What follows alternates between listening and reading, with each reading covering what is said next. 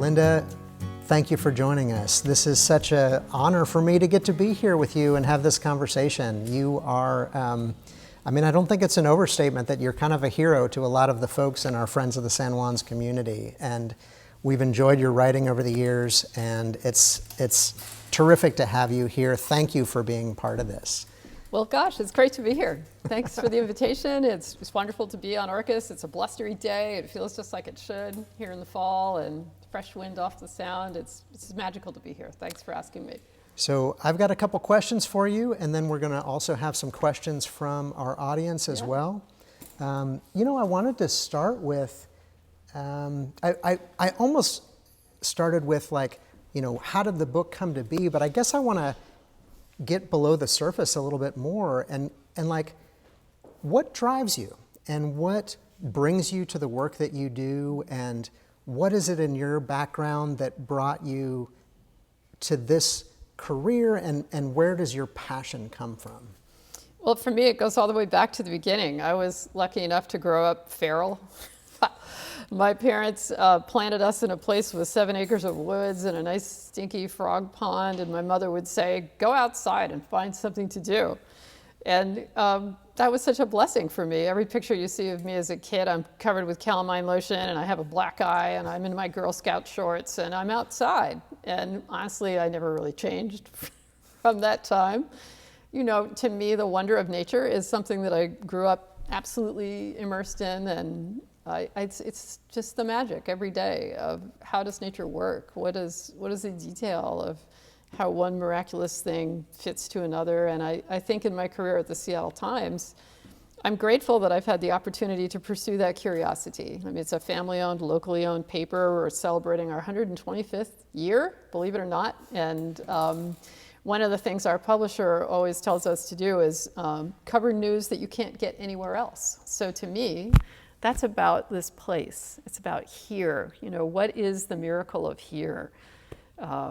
And how do we preserve it for the future? Because I know all of us, whenever we go somewhere else, whenever we come back here and we're looking out that window from the plane and we look down and we see the sound and we see the islands and we see the forests, we see the rivers, the mountains without end, and we just think, oh, thank goodness, I'm so glad to be home. And that's the preciousness, and that's really what drives me every day, is to probe into the miracle of what's here, and the animals, the plants, the native cultures, and the task, honestly, of keeping what's here for the future. We're very lucky. It's not too late at all, but the things that we're doing to keep this place the living miracle that it is, we need to do a lot more of. This really is showtime for us here in the Northwest. It's time to bring it.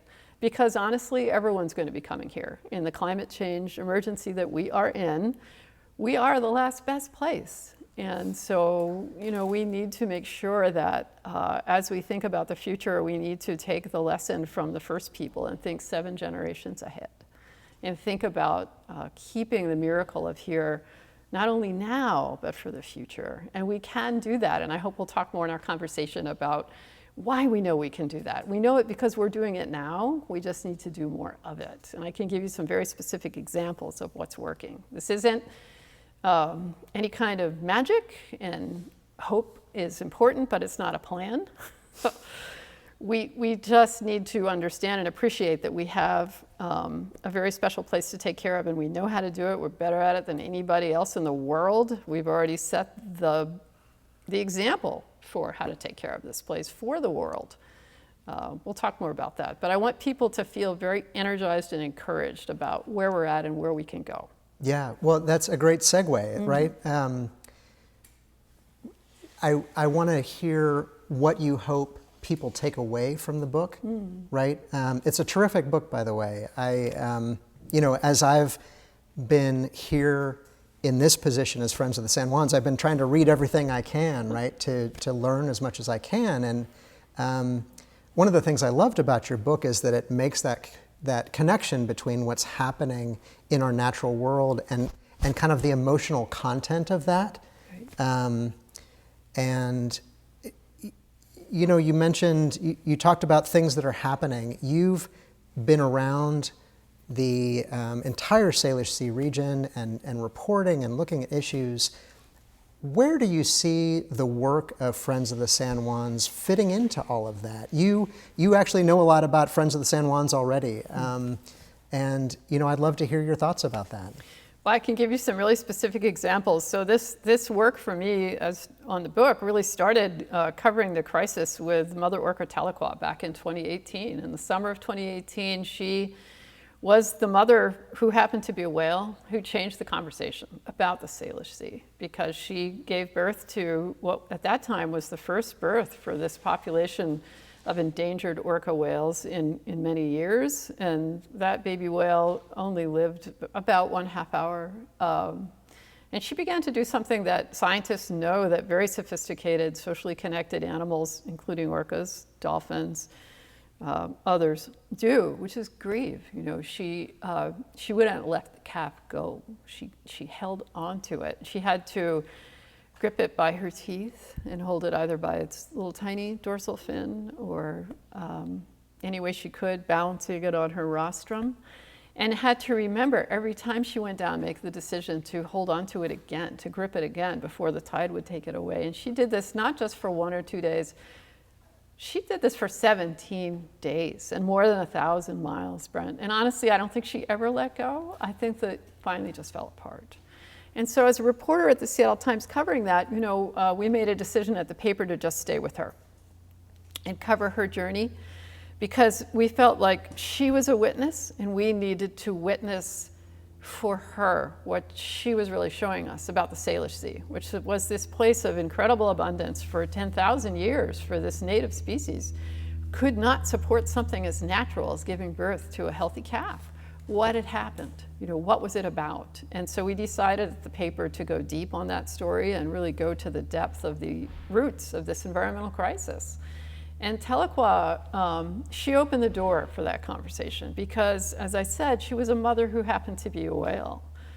Anyone who'd ever lost anything could understand what she was going through. And so as we wrote about her, people from all over the world started following her story. I mean, by the time we finished that story, there were 6 million people around the world reading about Tahlequah. I was reading about it down in Austin, Texas at the time. There you go.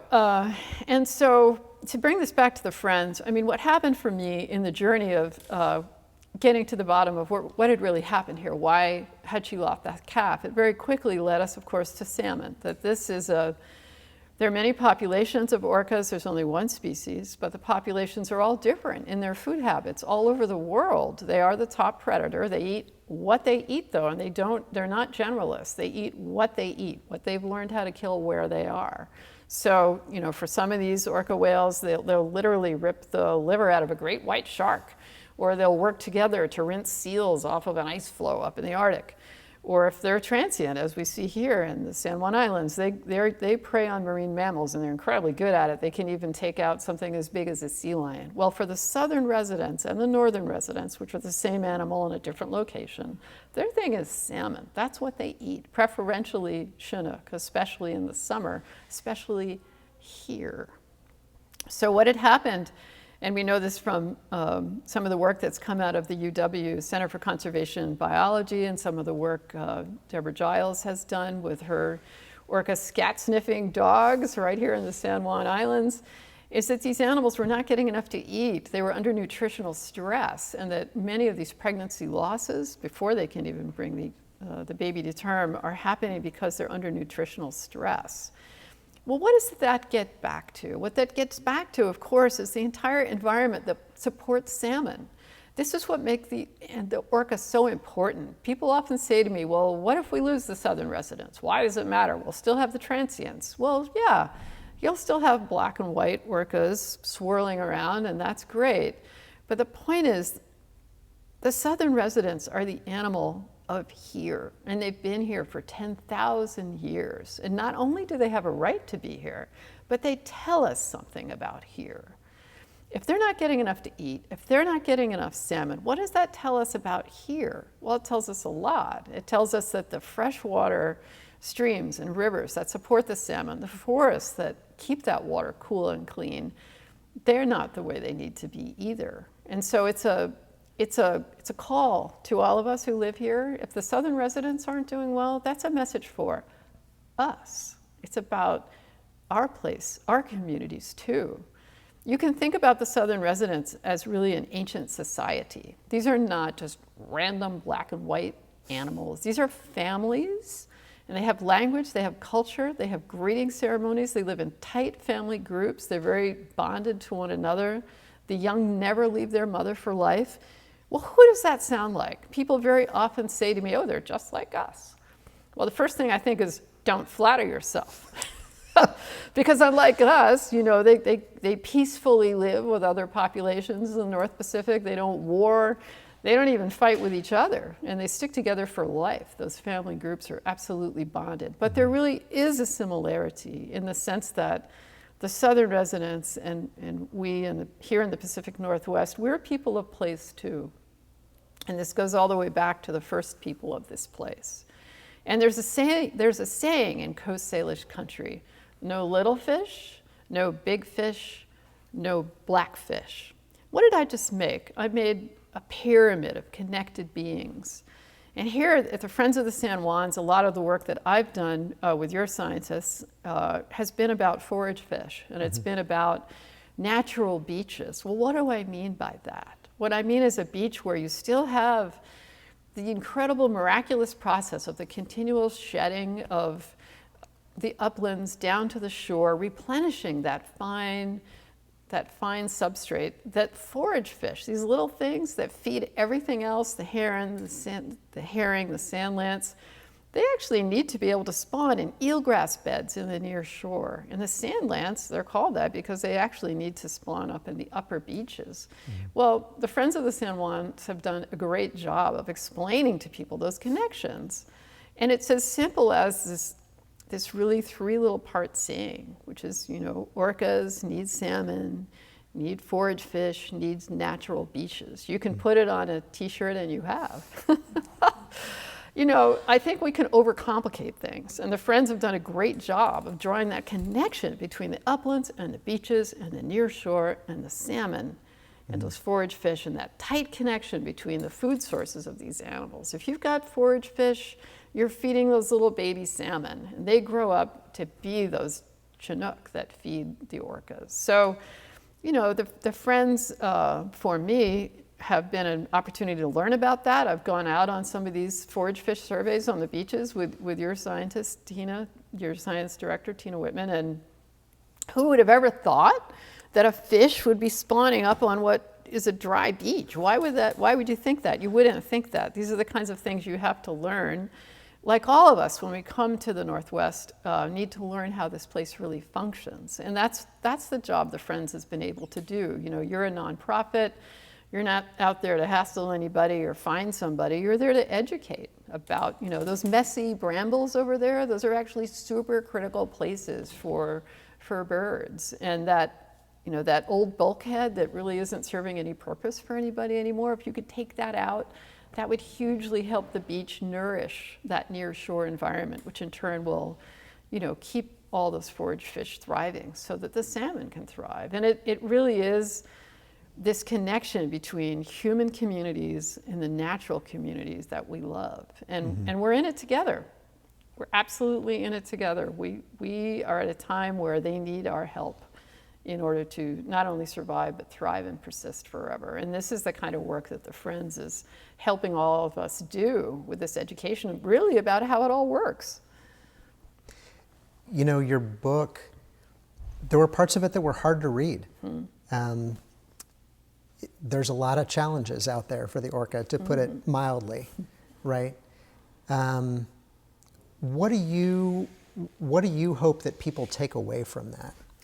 Right. Well, I hope people can feel very empowered, because unlike a lot of some of the really troubling problems in our world that we don't even know what to do about or how to fix, world peace, curing cancer, this one is as simple as cold, clean water running downhill, and you can count on it every time.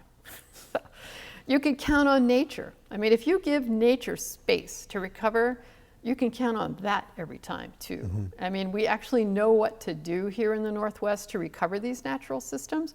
We're better at it than just about anybody. We've pioneered a lot of this science.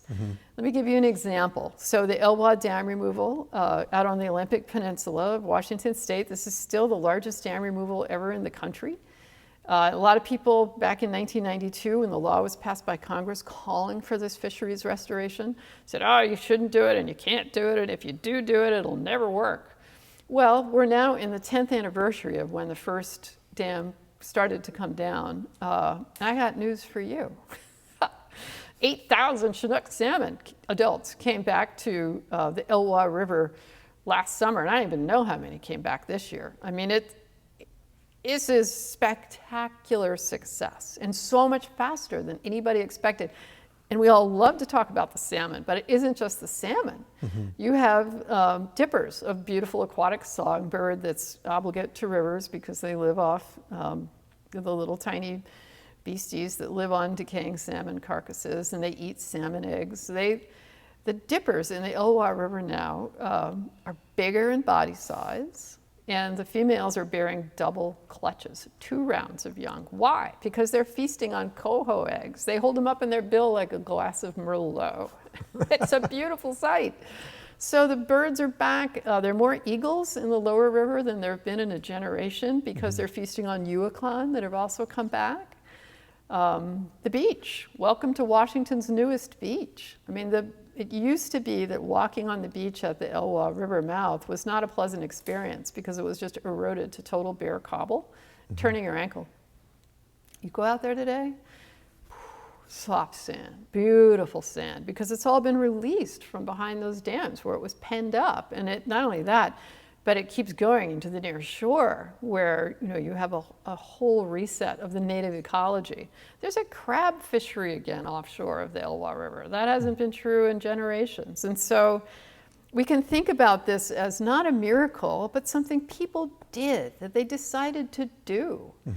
And it worked. And so my message for people is, look, we know what to do. We know how to do it. We've actually shown the world how to do it. We just need to do a whole lot more of it. I mean, it's time to step up our game. I mean, I would argue that what Washington State really needs at this point is not some new discovery about what to do, but just a lot more investment at the community level and at the state level in what we know works here. And, there's a lot of stuff sitting out there on the landscape left over from honestly, the early 20th century development of this place. I call it hydro trash. These are, dams that don't even make a kilowatt for anybody, but they're just still sitting there because you've got a PUD that can't afford to take it out, or you've got old water diversions, you've got old bulkheads. There's all kinds of stuff out there that's impeding these natural processes that we know if we remove these impediments to either the function of natural beaches or the migration of salmon, these processes will reset. You couldn't stop it if you wanted to. So you can count on nature, and you can count on this work, wherever we do it, being effective. But here's the other thing I know, that every year, these nonprofits and also these salmon recovery entities that we have all over the state of Washington put together lists for the legislature of critical projects that they know by a vetting process are the right things for their watershed. And every year the legislature can fund maybe 5 of them. Okay, so that's what I mean by we need to do more. We need a dedicated fund for salmon and orca, as long as they have to compete with everything else for the state tax dollars, they will never make it. They will not. And also at the community level, we all need to think about, where can we step up, especially really to keep the promises that we all made when we came here and these treaties were signed with the first people of this place. It's not just like a nice guy thing to do to preserve the salmon. This is a legal obligation. This is, we all talk about a land acknowledgement. I want to talk about a promises acknowledgement. I mean, when then Territorial Governor Isaac Stevens went sailing around Puget Sound country in the depth of winter in 1855 with these treaty councils, those were promises that were made by 2 sovereigns. And at that time, because we're here in the Salish and we're here in the San Juan Islands, which is the place of the Lummi Nation and other Coast Salish tribes from these islands. We'll talk about the Treaty of Point Elliott. I mean, at that time, one of the members of the Treaty Council said to Territorial Governor Stevens, well, how do we know that these promises we make here today will be kept? And he said, see that mountain? Pointing at Mount, we called it Baker, call it a different name. See that mountain? See that river? See that sound? As long as the tide runs, as long as the rivers run, as long as that mountain stands tall, that's how long these promises will endure. So those are our promises. That's our half of the deal. And you know, the tribes ceded millions and millions of acres by which we got clear title to all go on and now live in this shared place. Yeah. So, you know, keep the promises of the treaty. Keep doing the things that we do better than anybody in the world by way of habitat restoration and preservation. Simple recipe: quit breaking stuff, fix what we can where we can, and share the joy of this place. You know, if you've got someone in your life who doesn't yet know the wonder of the outdoors and the delight and beauty of every day, that there's something to discover and enjoy, you know, take them for a walk, take them on the beach, Yeah. let them hear the sounds, let them feel the wonder, because you know, it's there to enjoy, and that's what we need to do is hold on to our knowledge of the promises and our knowledge of how to do right by this place and our sense of conviction to just do more and more of that. Yeah, thank you. You know, at Friends of the San Juans, we've been talking a lot about stepping up our game and what it means to do more, and what it means to engage our community, because it's really clear that more is needed, and now is the time. Yeah. So I've got a million more questions for you, but I'm gonna turn it back over to Katie, and we'll have time for questions from our audience in just a minute. So thank you. I think the power of the treaties is something to understand, not as something in the past. Oh, that was a long time ago, 1855, we're done with that. I think the thing to understand is the incredible benefit of these treaties to everybody here in the Northwest. I mean, let's remember the coal port that was proposed for just offshore of Bellingham. This was going to be the largest coal port anywhere in North America. Well, the reason that's not happening is because the Lummi Nation went forward in defense of their crab fishery and their fishing rights to say, actually, you know, you all like signed a promise back in 1855 that we were going to be able to catch fish forever in our usual and accustomed places. Well, the U.S. Army Corps of Engineers took a look at that and said, I guess we'll just like cancel the EIS. We don't even need to finish this. We're so done, because that's true. You know, you can't have the largest container ships in the world coming in here to load up coal while you're trying to catch a crab. So that was that. That's a treaty right, and that's what treaties mean. It doesn't just mean back in 1855. It means today. It means that if you've got a culvert that's undersized and obliterating a salmon run where this fish is trying to travel just like we're trying to travel, if our highways and our culverts and our travel is busting up their travel, that's a problem. And the tribes in Western Washington went all the way to the U.S. Supreme Court to explain to all the rest of us that when their ancestors reserved that right to fish, it wasn't just a right to fish, it was a right to catch salmon. And so, you know, I'll often hear this from tribal leaders saying, we just need to be able to catch more fish so we can be who we are. This isn't just a science thing or just numbers thing. This is a human rights issue. This is about people being able to be who they are in this world today as Indian people in this shared place with us, which doesn't mean we obliterate it all with development and they get whatever's left. No, it doesn't mean that. It means we made a deal, we made a promise, and it's a shared promise about a place that will have a living ecology forever that supports treaty rights to fish, to hunt, to gather roots and berries. This is to be a living place. Now, who are we? We're Friends of the San Juans talking today. So obviously this is not a hostile agenda. This is a shared agenda. What's your your program. It's healthy seas, natural shorelines, and yes, thriving communities. That means everybody. And so the treaty promise and the treaty protection is for everybody because it's about healthy seas, living shorelines, and healthy communities. So I guess I just want to bring this up because we're about to come into the treaty signing time. Much of these treaties here in Western Washington were signed in December. And so when that day comes, it's Indigenous Peoples Day on Monday. It's a good time to think about this history. And if you don't know it, learn more about it because it's really not only about some distant time or some other people. It's about all of us and our shared lives in this place. And I want to take a little crack at the question that you were asked about, how do you deal with this orca urgency thing as Friends of the San Juans?